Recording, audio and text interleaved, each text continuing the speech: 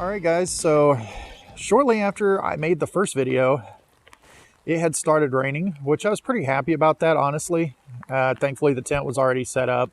Was a little bit disappointing that I didn't get a chance to put it in the first video.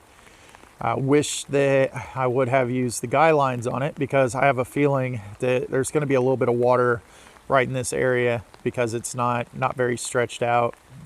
But we're going to take a look inside this tent and see how it's done. It's been raining for about a day and a half now, so it's definitely got plenty of chances to get water inside of it, and it's been pretty constant rain. It's not a full-on thunderstorm, but pretty solid altogether.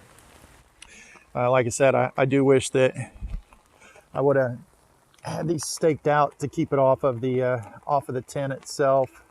I have a feeling that water has gotten inside of it. It does look like it's actually got inside of it from the outside, maybe through the vent. I don't know if maybe that's condensation that's gotten through, but the rain fly is definitely not as tight as it should be. I wasn't expecting it to rain, honestly, anytime soon. So I was surprised that it actually did, or I would have used the guy lines on this to help tighten up the rain fly. But I'm gonna shake this off a little bit, and we'll take a peek inside and see what we got. So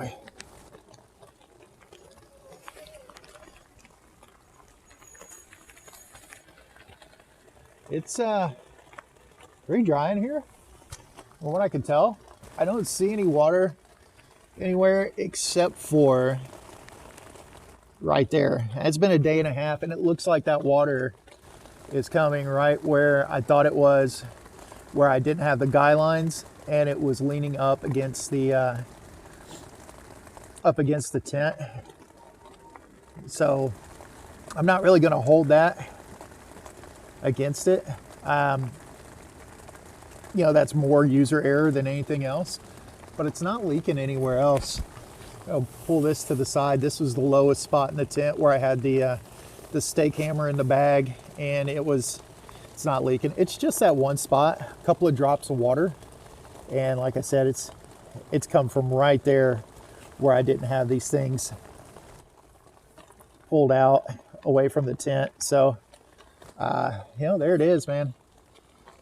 Honestly, for Ozark Trail tent, pretty surprised.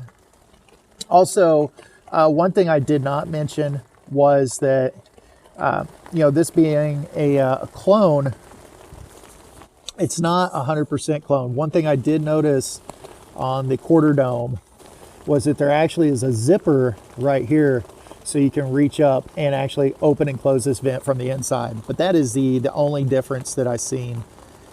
Either way, you know, it seems like it held up pretty good, except for where I messed up and actually failed to use the guy lines. Other than that, it's been pretty waterproof.